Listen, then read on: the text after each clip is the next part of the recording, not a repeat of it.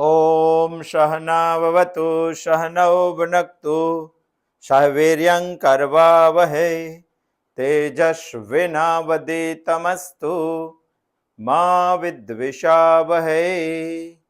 ओम शांति शांति शांति। हम केनोपनिषद के दूसरे खंड का चौथा मंत्र के बारे में समझ रहे हैं। प्रतिबोध विदितं मतम अमृतत्वं हि विन्दते आत्मना विन्दते वीर्यं विद्यया विन्दते मृतम।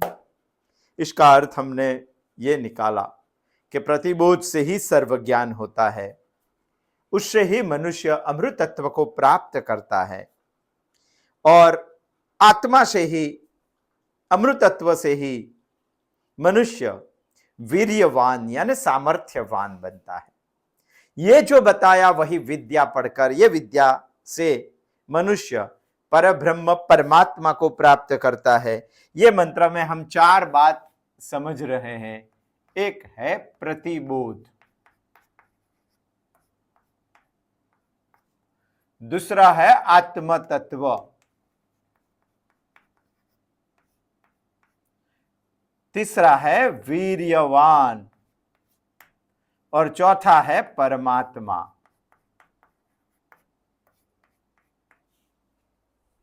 प्रतिबोध से आपको आपका आत्मज्ञान होगा, यह सही बात है।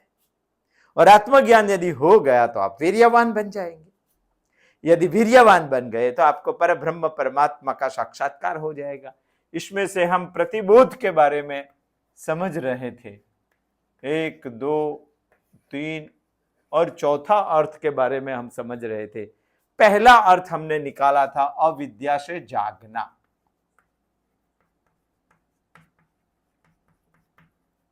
ये पहले अर्थ के बारे में हमने सोचा। सरल है, प्रयत्न करने की जरूरत नहीं है। शास्त्र हमें जगा रहे, फिर भी क्यों नहीं जागते। उसमें 4 प्रतिबंध है, उसके बारे में भी हमने सोचा था। दूसरी बात है प्रतिबंध माने उपदेश, गुरु का, आचार्य का, ब्रह्मविद का, शास्त्रों का, इनके बारे में भी हमने सोचा था। तीसरी बात सोची थी बोधम, बोधम बोधम प्रतिबोधम, बोधः।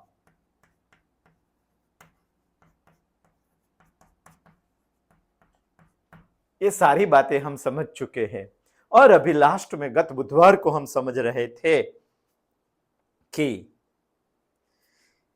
आत्मविद्या से ज्ञान नहीं, प्रतिबोध से आत्मशक्ति का सिर्फ ज्ञान नहीं, बोध होना चाहिए। प्रतिबोध माने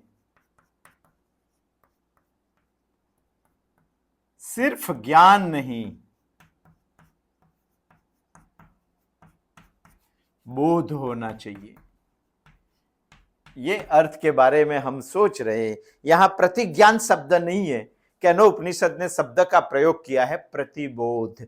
प्रतिबोध विदितं मतम, प्रतिबोध शब्द किया है, इसीलिए हमें ज्ञान नहीं चाहिए, हमें बोध होना चाहिए। इसके बारे में हम गत बुधवार को सोच रहे थे। यदि बोध करना है, ज्ञान तो होता ही है, ज्ञान के बाद बोध करना चाहिए। ज्ञान और बोध दोनों में तफावत है। यदि हमें सही माने में प्रतिबोध से बोध प्राप्त करना है तो हमें 3 शक्ति को समझना पड़ेगा।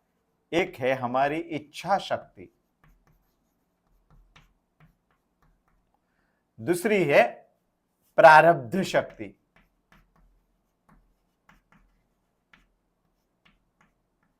और तीसरी है आत्म शक्ति।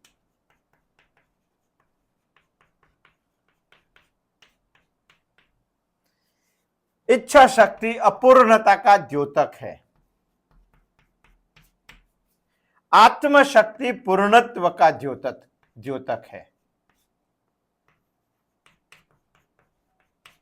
ये बात हमें सोचनी चाहिए। इसके बीच में कर्म फल भुगतने के लिए जो हमारा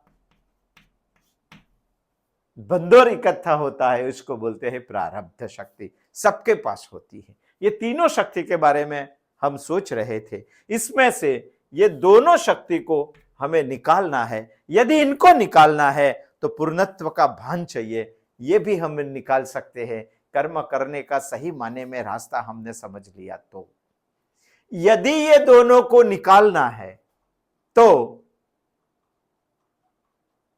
हमें हमारा स्वभाव इसमें व्यवधान आता है, इसमें प्रतिबंध आता है। इच्छा शक्ति को दुर्बल करना है और प्रारब्ध शक्ति को घिस कर खत्म करना है। ये करने के लिए, दुर्बल बनाने के लिए एक प्रतिबंध है, वो है हमारा स्वभाव। और स्वभाव की बात जब आती है तभी दो बात के बारे में हमें सोचना चाहिए, मन और बुद्धि। यहां तक गत बुधवार को हम आए थे, ये दोनों के बारे में हमें सोचना चाहिए। इसमें से हम सोच रहे थे गत बुधवार को मन के बारे में। मजबूत मन चाहिए, मक्कम मन चाहिए, और मजबूत और मक्कम मन की ट्रेनिंग हमें बचपन से ही चाहिए, जन्म से ही चाहिए। इसीलिए हमारा शास्त्र बता रहा है, मातृवान पितृवान आचार्यवान वेदः, ऐसा बता रहा है। मेरी मां की कुख से ही मुझे मन को मजबूत करने की ट्रेनिंग मिलनी चाहिए। जब बच्चा छोटा है तभी उसकी सहज अवस्था टिकनी चाहिए। सहज अवस्था यानी कोई इसके मन में फेरफार नहीं, कोई विकार नहीं। मगर जब ये मन सहज अवस्था में टिकता है तभी बाहर का चीज उठाने के लिए ग्रास्पिंग पावर बहुत बढ़ जाता है। तो बचपन में हमारी सहज अवस्था टिकनी चाहिए।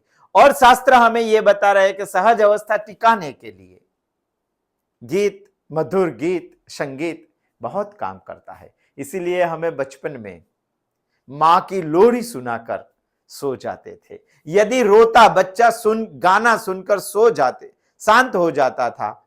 यदि गाना बंद हो गया तो रोने लगता था, क्योंकि उसकी सहज अवस्था टिकती नहीं है। गाने से सहज अवस्था टिकती है, ऋषि मुनियों को मालूम था। इसीलिए हमारे समाज में, हमारे मनुष्य की जाति में बच्चों को लोरी सुनाने की प्रथा आई है। जन्म से प्रयत्न है मन को मजबूत बना। जिनकी सहज अवस्था टिक गई उसमें मन बहुत मक्कम बनता है। मन मक्कम बनाने के लिए एक सहज अवस्था की बात हमने की थी। ये बात गत बुधवार को हम कर रहे थे। हम तो मन का ही सोच रहे, मन से स्वभाव बनता है। यही स्वभाव ये दोनों को खत्म करने में बीच में नहीं आना चाहिए। इसीलिए मजबूत चाहिए मन, बुद्धि प्रभावशाली चाहिए, प्रगल्भ बुद्धि चाहिए, मन मजबूत चाहिए। तभी ये दोनों को खत्म करके इसको हम रख सकते हैं। इसको रखेंगे तो प्रतिबोध होगा, नहीं तो प्रतिज्ञान होगा। हमें ज्ञान नहीं चाहिए, हमें बोध चाहिए। मालूम तो सब कुछ है, अनुभूति कहां है? वहां तक उपनिषद हमें ले जाना चाहती है। इसीलिए दूसरी बात, बच्चे का मन विकासशील होना चाहिए, विकारशील नहीं होना चाहिए। ये सोचना पड़ेगा। बच्चे का मन विकास की ओर आगे जाना चाहिए, विकार की ओर आगे नहीं जाना चाहिए। दोनों शब्द हमें समान ही लगते हैं, मगर आसमान और जमीन जितना तफावत है दोनों में। कोई ध्यान नहीं रखता है बच्चे को इसी तरह से ध्यान, तभी मन को हम संभाल पाएंगे, तभी मन को हम समझ पाएंगे। उसको विकसित करना है, विकासशील करना है, विकारशील नहीं करना है। इसकी संवेदना और विकास समान समान होने वाले लोगों के साथ रहना चाहिए। जिसकी समान संवेदना है, जिसकी समान विकार है, जिसका समान विकास है, ऐसे लोगों के साथ मेरा बच्चा रहना चाहिए। मां बाप के साथ रहकर कभी भी विकास को विकासशील बढ़ाना और विकार हटाना वो नहीं हो सकेगा। उसका कोई विकास हो जाएगा, मगर एक पांव का विकास होगा, दूसरे पैर का विकास नहीं होगा। उसको गुजराती में हाथी पगा रोग बोलते हैं।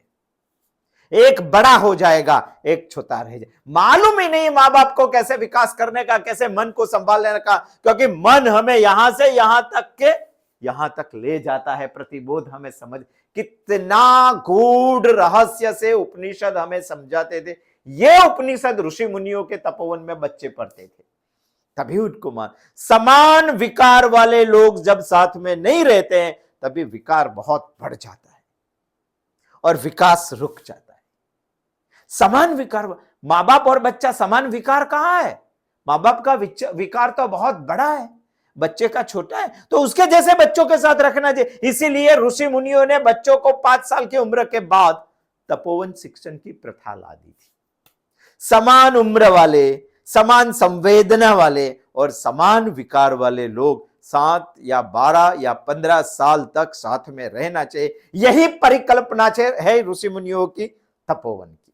जब वो साथ में रहेगा तो उसका विकास होगा और विकारशील कम होगा। वो ये हम तो अच्छे बनाने के, अच्छे करने के नाद में पड़ जाते हैं, मगर बच्चा को अच्छा करने के नाद में पड़े बगैर शास्त्र क्या कहता है उसके बारे में वो समझना चाहिए। हमने हमारी 1 पीढ़ी देखी है, 3 पीढ़ी देखी है, 4 पीढ़ी, कल्पों तक का अभ्यास करने के बाद शास्त्र हमें बता रहे हैं कि बच्चे का मन बचपन से ही ऐसे संभालते संभालते संभालते उसको युवा तक ले जाना चाहिए। बाद में कोई चिंता नहीं है। मन संभालना चाहिए, मन समझना चाहिए, क्योंकि मन से ही स्वभाव बनता है। वही स्वभाव यदि सही ढंग से नहीं बना तो इच्छा शक्ति और प्रारब्ध शक्ति को घिसने नहीं देगा, वो बहुत बड़ा हो जाएगा। यदि बड़ी हो गई तो हम विकार के सामने इस दुनिया में टिक नहीं पाएंगे। यदि टिक नहीं पाएंगे तो यहां तो हम पहुंचेंगे ही कैसे?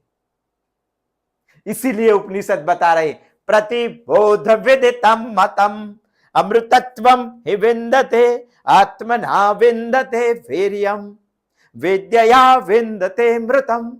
ये बात इसीलिए बता रही है। शास्त्रों ने जो कहा है वो सोचे बगैर करने की हमें तैयारी दिखानी चाहिए। हम बहुत कुछ अच्छा करने को सोच रहे हैं बच्चे के बारे में, मन बिगड़ जाएगा और बच्चा भी बिगड़ जाएगा। 99% लोग आज ऐसा ही कर रहे, क्योंकि हमारे जीवन में से उपनिषदों का अध्ययन चला गया। 22 साल हमारा बच्चा पढ़ता है। एक दिन साथ में बैठकर हमें सोचना चाहिए कि 22 साल में 1 घंटा भी उपनिषद का प्रवचन आया, उपनिषद का चिंतन आया? उसमें नहीं आया तो समझेगा क्या, करेगा क्या? हाथी जैसे पांव वाला विकास हो जाएगा, एक पांव इसका हाथी जैसा हो जाएगा, दूसरा पेड़ उसका छोटा रह जाएगा। क्या मतलब है? विकास बढ़ना चाहिए, विकार संभलना चाहिए। समान संवादना वाले और समान विकार वाले लोगों के साथ बच्चे को रखना चाहिए। इसमें ही तपोवन की गाथा है। मन को सदैव ही सक्रिय रखना चाहिए।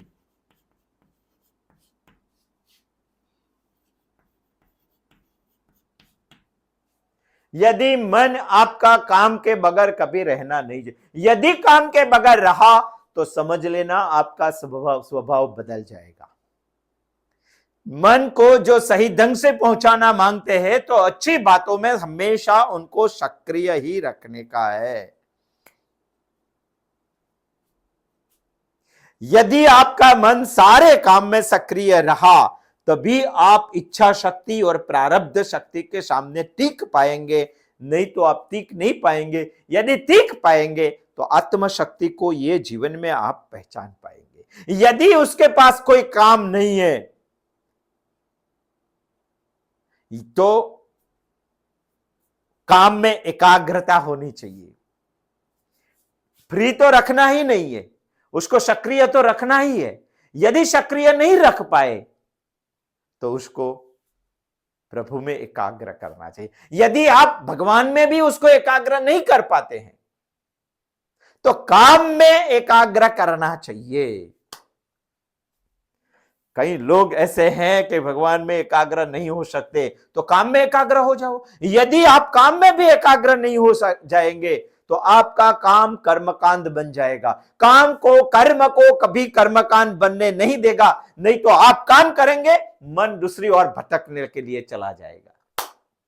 कैसे स्वभाव बनेगा? आपको तो इच्छा शक्ति और प्रारब्ध शक्ति के सामने टिकना है, और टिकना है तो मन मजबूत चाहिए, मन भटकेगा।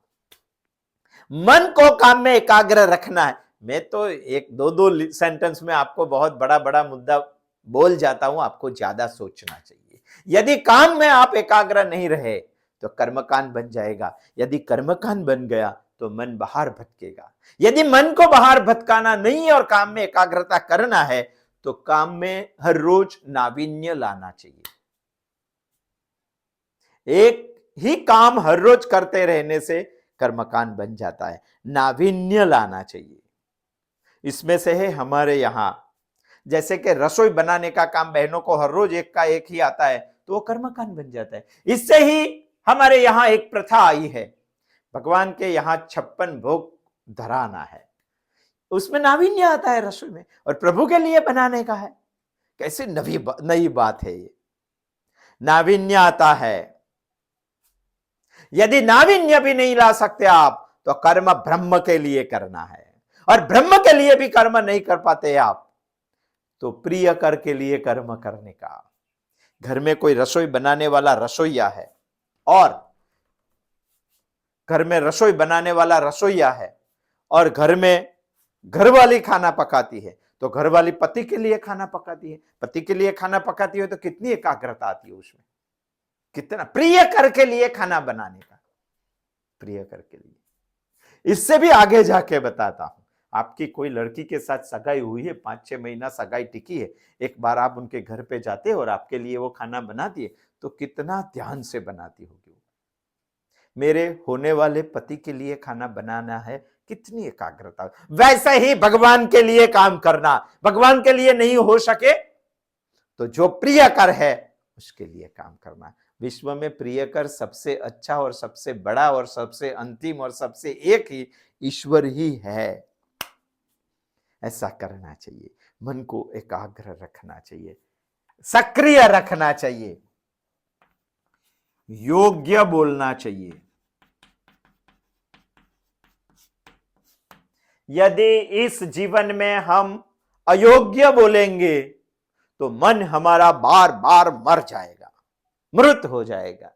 मन बहुत लागणीशील है, बहुत सेंसिटिव है मन, और लागणीशील मन को आप यदि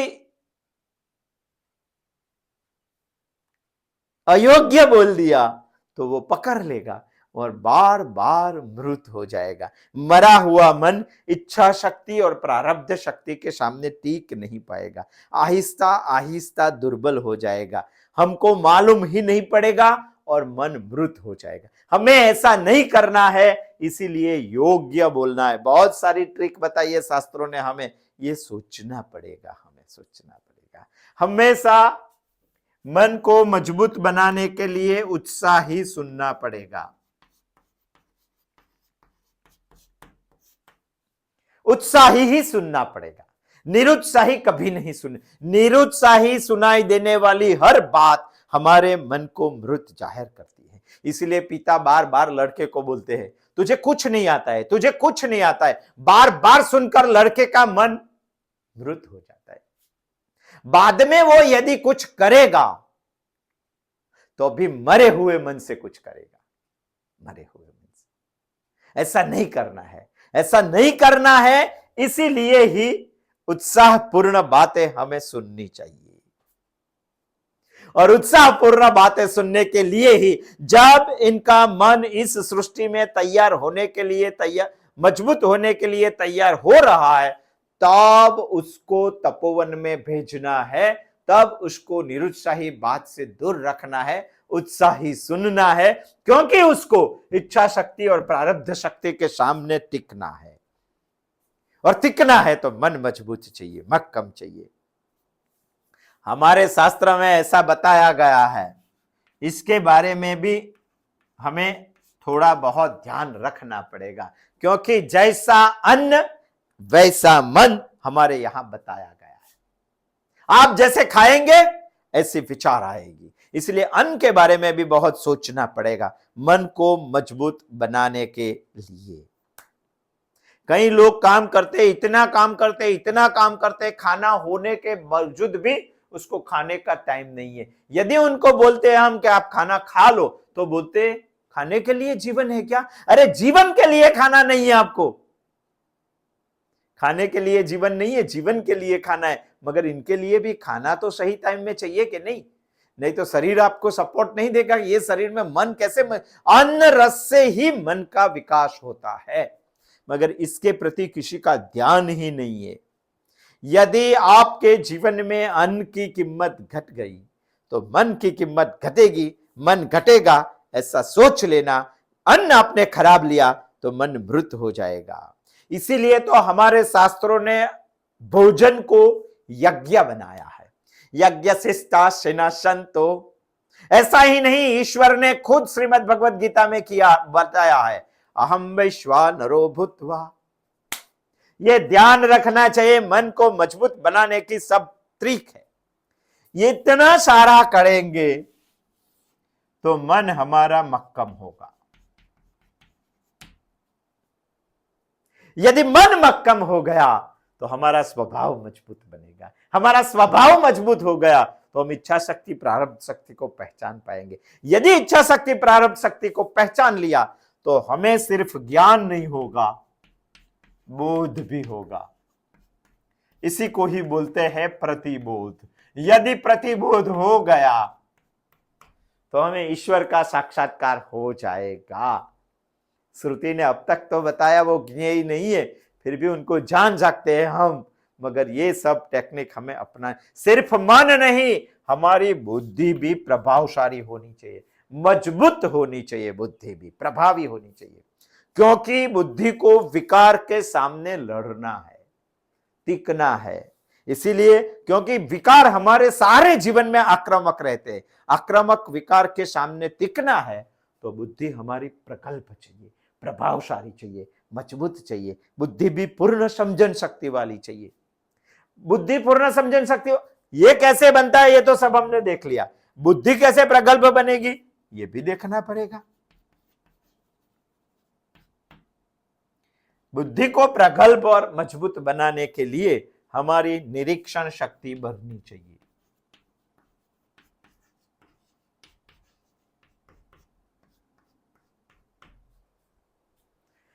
निरीक्षण शक्ति बढ़नी चाहिए।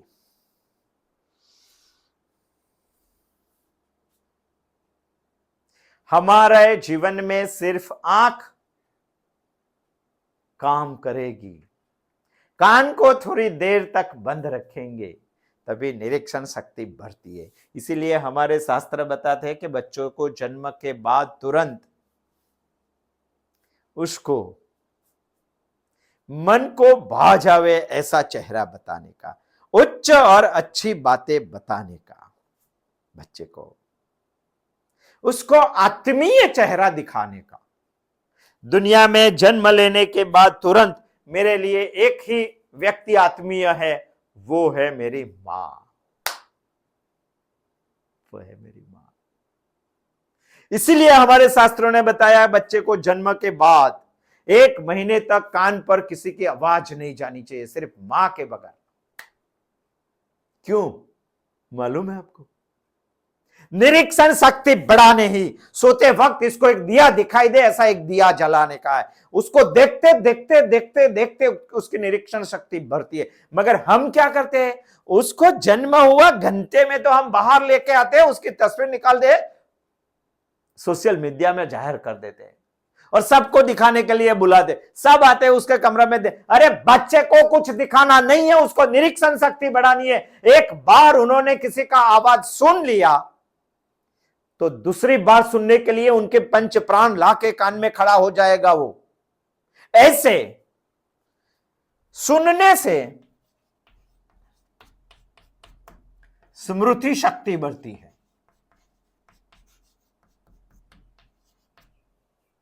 और निरीक्षण से बुद्धि शक्ति बढ़ती है। दोनों में फर्क है। आज दुनिया स्मृति और बुद्धि में फर्क नहीं समझ रही है, वो समझना चाहिए। आज हमारी पूरी एजुकेशन सिस्टम स्मृति पे चल रही। इसीलिए तो कोई वैज्ञानिक हम पैदा नहीं कर सकते, इसीलिए तो कोई क्रांतिकारी हम पैदा नहीं कर सकते, इसीलिए तो कोई संत हम पैदा नहीं कर सकते, क्योंकि सारी एजुकेशन सिस्टम हमारी स्मृति शक्ति पर चल रही।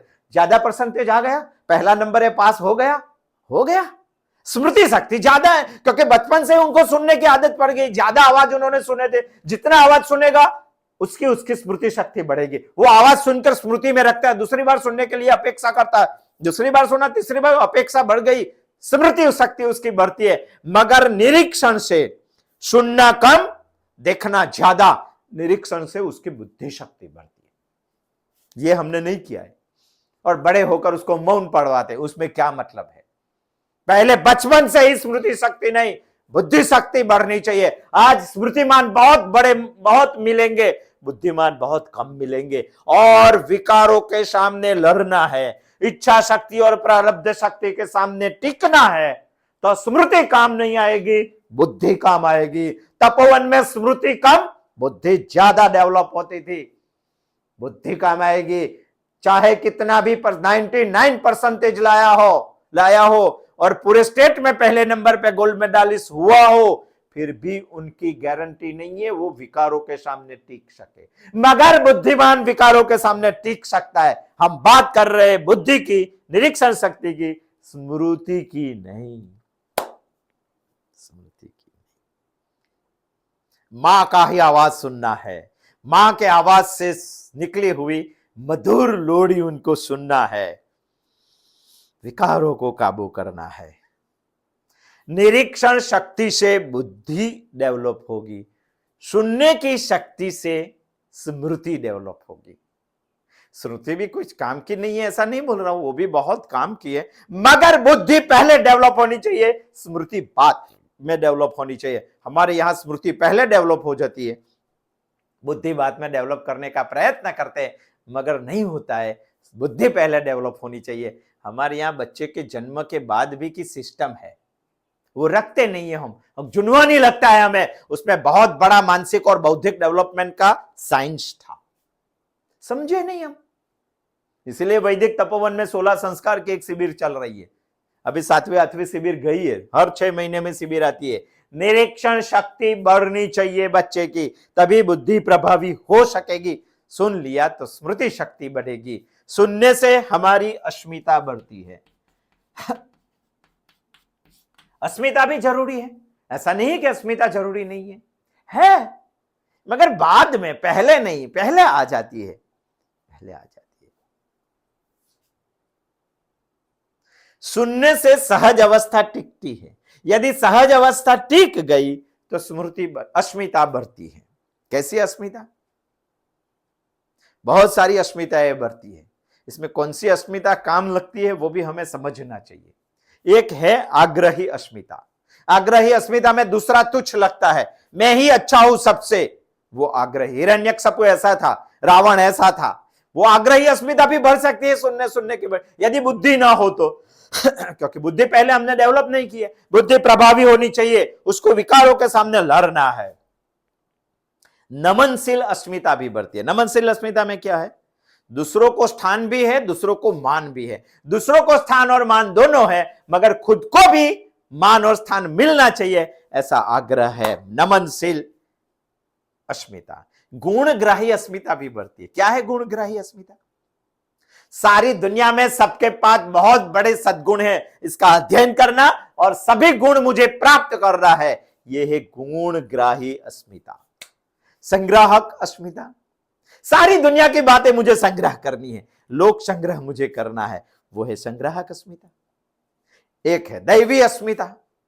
इस दुनिया में जो देव है उसको मुझे पकड़ना है, उसको मुझे समझना है, उसके पास मुझे जाना है, मुझे खुद देव बनना है, ऐसी भी एक अस्मिता है। अस्मिता के बगैर तो हमारा जीवन संभव नहीं है। हमारा जीवन बिना हड्डी के कैंचुए जैसा हो जाएगा यदि अस्मिता नहीं हुई तो। सुनना चाहिए। यदि अस्मिता नहीं हुई तो अध्यात्म भी हमारे जीवन में टिक नहीं सकता है। अस्मिता से ही हमारी धार्मिकता की ओरखान हो जाए। यदि अस्मिता नहीं हुई तो इंसान पाप तो नहीं करेगा, मगर पुण्य करने की हिम्मत भी इसमें नहीं रहेगी। अभी लोग इसको धार्मिक समझे। धार्मिकता भी हमारे शास्त्रों ने बहुत बड़ी बात बताई। आज धार्मिक होने का नतीजा लोग ये बता रहे हैं कि मैं ये नहीं करता हूं, ये नहीं करता हूं, ये नहीं करता हूं, मैं बीड़ी नहीं पीता हूं, मैं दारू नहीं पीता हूं, मैं जुगार नहीं रमता हूं, खेलता हूं, तो तू धार्मिक है क्या? तो क्या करता है वो बताना चाहिए। इसके ऊपर गतिशील धर्म की धार्मिकता टिकी हुई है। यदि नहीं है, अस्मिता ही आप में नहीं है, अस्मिता संभालनी पड़ेगी, अच्छी अच्छी बात सुननी पड़ेगी, मगर पहले बुद्धि टिकानी पड़ेगी। और बुद्धि प्रभावी बनाने के लिए अच्छा निरीक्षण करना चाहिए। निरीक्षण से बुद्धि बढ़ती है, स्मृति शक्ति से मन बढ़ता है। याददाश्त तो आज दुनिया में बहुत सारे लोग हैं। हमें यह सब करने की जरूरत इसीलिए पड़ी कि हम कैनोपनिषद के दूसरे खंड के चौथे मंत्र को समझने का प्रयत्न कर रहे। प्रतिबोध विदितम मतम अमृतत्वम हि विन्दते आत्मना विन्दते वीर्यम वेद्यया विन्दते मृतम। हमें प्रतिबोध समझना है। प्रतिबोध में हम पहले यह समझे जागना, दूसरा उपदेश, तीसरा बोधम प्रतिबोधम। बाह्य नहीं समझना है, अंतः भी समझना है, ये समझे। और प्रतिबोध का एक अर्थ हम निकालने के लिए ये चिंतन कर रहे, सिर्फ ज्ञान नहीं, बोध भी होना चाहिए। और बोध के लिए हमें तीन शक्ति को समझना पड़ेगा। ये दो शक्ति के बीच में, ये मैं हूं, ये परमात्मा है, ये दोनों के बीच में एक शक्ति है प्रारब्ध शक्ति, जो मैंने खड़ी की है। ये दोनों शक्ति जब खलास होगी तभी हम आत्म शक्ति को समझ पाएंगे। ये दोनों शक्ति को खलास करने के लिए एक प्रतिबंध है, वो है हमारा स्वभाव यानी मन और बुद्धि। हमारा मन मजबूत होना चाहिए। मजबूत होने के लिए हमें यह बात की हमारी बुद्धि प्रभावशाली होनी चाहिए। बचपन से ही हमारी निरीक्षण शक्ति बढ़नी चाहिए। और क्या करना चाहिए, आने वाले बुधवार को आएंगे और सोचेंगे। अस्तु। जय श्री कृष्ण।